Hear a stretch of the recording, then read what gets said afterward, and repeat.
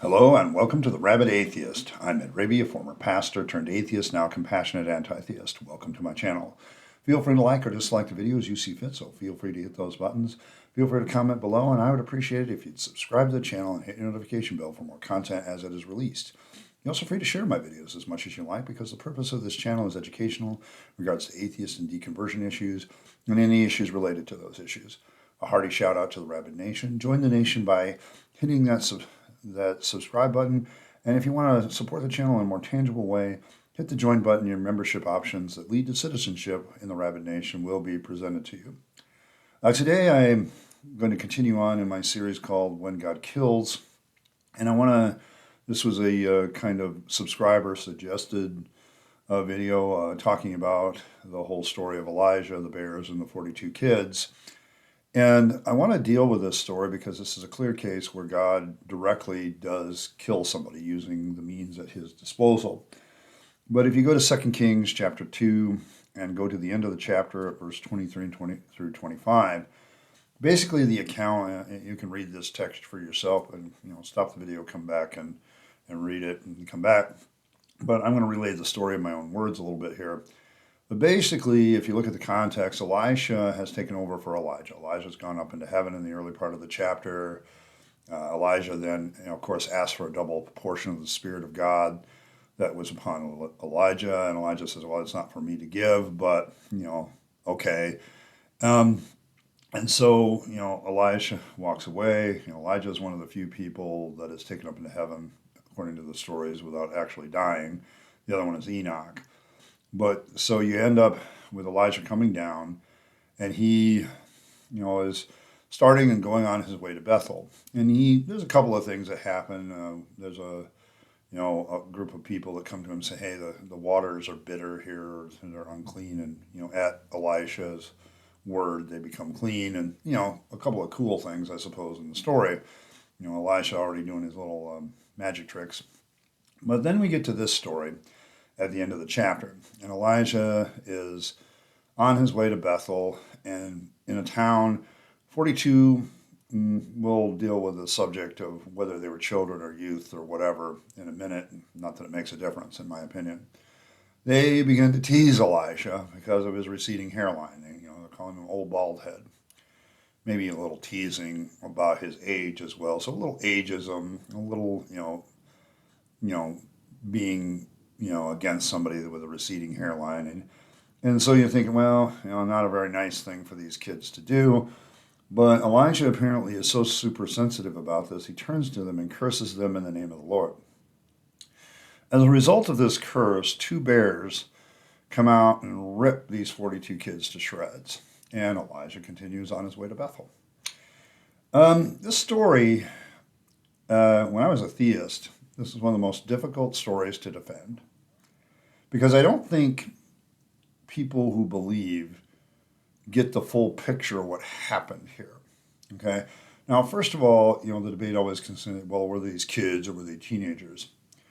The word is rather vague. It's quite possible, given the actions of the kids. Let's look at a bunch, like 42 pubescent kids. Like we're talking 11 to 13. Okay, young men. Full of themselves, like most kids that age.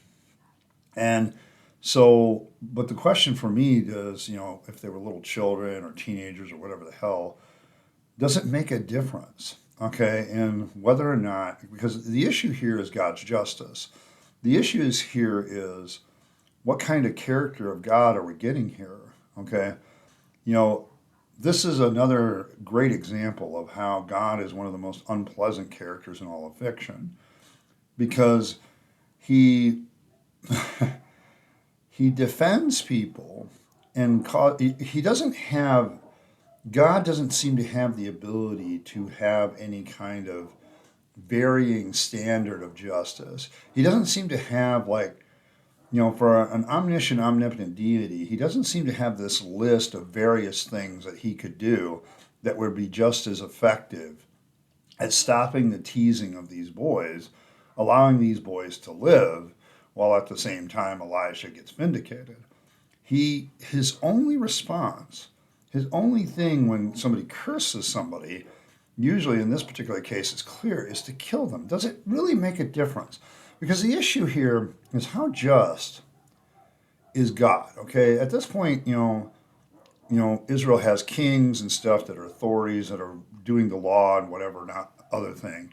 And so you have to ask the question at this point, what is it about this issue that sets God off so much? And I think it really comes back to the whole might makes right. You know, my standard of justice is based on my authority, not whether something is good or evil. And that really kind of is the issue here. Because what we get is a character of God who literally, because one of his prophets has a problem with somebody teasing of him about his receding hairline, that God goes to the nth degree to kill the people that are teasing him. Okay? Now, I used to try to justify this as you've got 42 young men that are gathered around this old man, they're teasing him, maybe being a little hostile, being disrespectful, but I'm adding too much. At that point, I'm adding to the text. The text doesn't really say that. All it says is that they're teasing him about his hair. And so somehow this deserves a death sentence. By any standard of justice today, God would be locked up for murder. Okay? Because if we could prove that God is the one who sent the bears, which is pretty obvious in the story, then God is using the bears as a murder weapon. Okay, there have been cases where animals have been conditioned to kill, and then the person knowing that willfully put somebody in a position where they would get killed by the animals. Well, the animal then becomes the murder weapon. Okay, all right. So it still doesn't change the fact that they get charged for murder for training a creature to do that for them. Okay, and so in our standards of justice, you can have an animal as a murder weapon. Okay, so in this particular case, God uses two bears as a murder weapon. Now, a lot of, that's, I used to hear theists, you shouldn't tease old people. You shouldn't tease people about their hair. And it's like, and if you do, you should get killed. What kind of graduated system of punishment and justice is this? I mean, today, if you had this situation where 42 kids get and the police show up, to kind of at this old man's side, they'd say, hey, kids, get the heck out of here. Because they're not guilty of anything, okay, other than being rude, okay? And so rudeness should never end up in a death sentence. But in this culture back then, God continues to defend people that are representatives of his authority, himself as authority, parents. When you look at the Old Testament law, for instance, you can be killed for being disrespectful to your parents. Being disrespectful to God can be a death sentence. Being disrespectful to the king and authorities of the king can be a death sentence too. There's no middle ground for just being disrespectful. Okay. It's funny how the Bible has the standard eye for an eye, tooth for a tooth that God gives. And in this particular case, God clearly doesn't follow that himself. He's clearly departing from his own law at this point because Elisha isn't really hurt in this. Oh, he got his little feelings hurt. He got offended. Okay? And because he got his feelings hurt and he got offended, he curses these kids and these kids end up dead. That seems a little bit extreme. Just a bit. Okay? Just a little bit.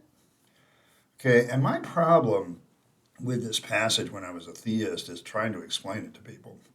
I would, of course, the word for youth can possibly mean teenager level. And say, well, they weren't really children, they were adolescents probably. But does that really make a difference? I mean, adolescents, having worked with adolescents as a teacher, it's like, yeah, they're all over the place. They're not exactly, they don't make great decisions. Okay, that's why we're a little bit patient with them.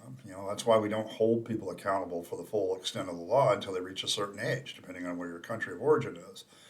And why do we do that? Because we know teenagers are goofy. Okay, and that's not a disrespectful thing to teenagers. It's just your brain hasn't developed yet. And God would certainly know that their brain hadn't developed yet. If he's God, he's omniscient, And so, why would he, with all his knowledge and power, think that the best course of action would be for him, in response to a curse by his prophet, to send two bears to maul and maul people to death? And when I used to try to explain this to people, I would do the same thing that a lot of people do when they try to put this story on, like a movie or something. I would, throw it behind the bushes, or, you see all the young people running from the two bears, but you never actually see the bears do their deed, okay, in these movies or these depictions. But what it really amounts to is you need to think about the fact that these two bears literally went around for quite a while and literally mauled all of these 42 kids to death, okay? They ripped them to shreds, they bit them, they slashed them with their claws. If any of you have ever seen the results of a bear attack, it's not really all that pleasant. And the Syrian brown bear, while not big as a bear by American standards, of consider the Kodiak and the polar bear, it's still a bear. Okay, you don't mess with them. Okay, bears are some of the creatures that really aren't afraid of humans. Okay, and for good reason. So it's like these bears are going through this town. All these other people around these 42 kids are watching. Their parents are watching. Their people that were friends were watching, and they're just literally watching these 42 bears go through the town and rip these kids to shreds. Okay, this is being watched. This is, can you imagine what it would be like to be a parent of one of these kids? My kids made fun of your prophet and you just had him mauled to death. And I tried to downplay it by, now let me tell you what I really think. I think God is so petty in this story. Elisha is petty in this story, okay, to the point that they commit murder, okay? Well, we're not going to have that kind of disrespect, so we're going to kill these 42 kids. God murdered them, okay? By all standards of murder today, if you have two trained bears that you can command to attack and kill people, and then you attack and kill 42 kids because they teased an old guy because of his hairline, you would be charged with second-degree murder, okay? Maybe it's at the win, but even then, you might even get first degree because you prepared the bears. You know how to control the bears. If you did what God did in this story, you would be charged with 42 counts of second-degree murder, minimum. God murdered these kids. And it's funny because in his law, the standard, is eye for an eye, for a tooth for a tooth. These kids didn't take Elisha's eye. They didn't kill Elisha. They didn't take off his hand or his arm. If God was following his own standards of justice, he would just come down and mock the kids, because that would be eye for an eye. And he would mock them in such a way that's personal to them, that gives the same hurt feelings that Elisha had. Okay? This is, without a doubt, an undefendable story. Okay, it really is. You theists can try, but it's a load of shit, whatever you do. And I'm tired of pretending that it's not. Okay, this is without a doubt one of the most evil actions that you can have of God. Okay, there's other ones where he commits complete genocide that are maybe more evil actions, but it doesn't change the fact that, quite frankly, this guy is just, this character of God is just kind of really petty. And he doesn't seem, for an omniscient being, he doesn't seem to have the knowledge of all the options that he could have done here that would have been eye for an eye, tooth for a tooth. That would have been, hey, just, have the bears show up, growl at the kids, and then go back into the woods. And then Elijah say, what could have happened there, kids? Go home. And the kids would have gone home. Okay, he could have had them scare the kids, but he didn't have them scare them. He had them kill them. Okay? And this, brings up the question, because when God kills, okay, he sends people right to his throne room.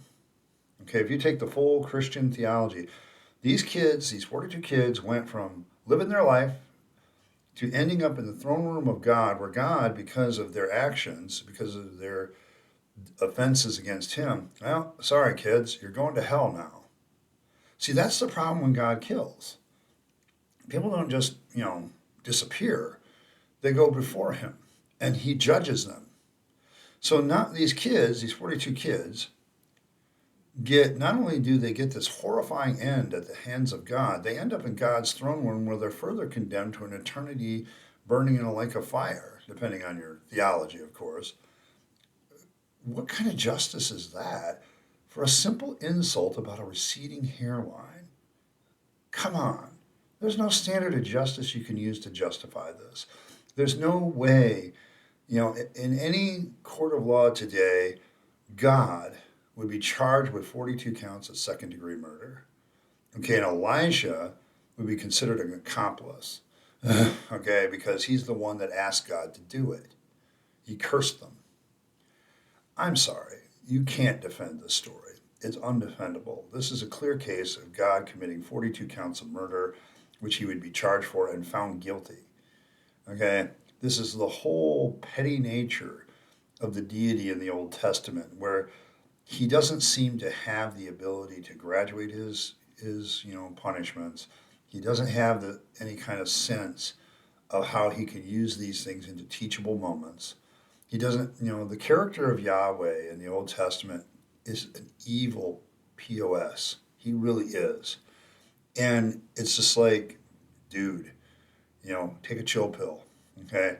You're trying to pass off this character of God as a good guy, but he's not. If anything, this story completely undercuts the benevolence of God.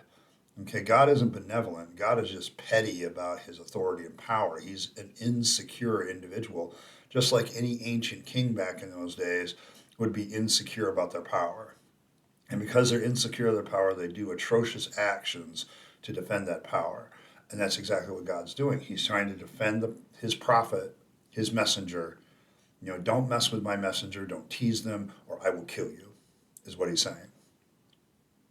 That's pretty petty. Well, as always with Tuesday Bible Studies, I'd be interested to hear what you have to say in the comments and some of your thoughts about this passage. You theists are welcome to try to defend this one, but as far as I'm concerned, this is an undefendable story anymore. Okay, it's just a really lousy story, and God is a really lousy piece of you-know-what here. So, fire away in the comments section. I'd love to hear what everybody has to say. As always, thanks for every like and share and subscribe. You guys are awesome. The channel's growing as always, and I appreciate that.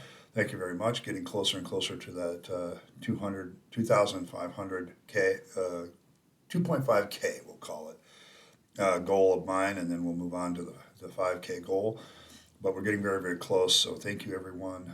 It's just been a great few weeks of growth for the channel, so thank you very much. And as always, live your best life. You only get one go around, and then it's over. So make sure you give your time, your money, your energy, your talents to building up yourself, your relationships with the people you love and care for, and making this a better world. And don't give them to the trappings of religion and faith, because that's a dead end. I speak from experience. And as always, thanks for stopping by, and I'll catch you next time.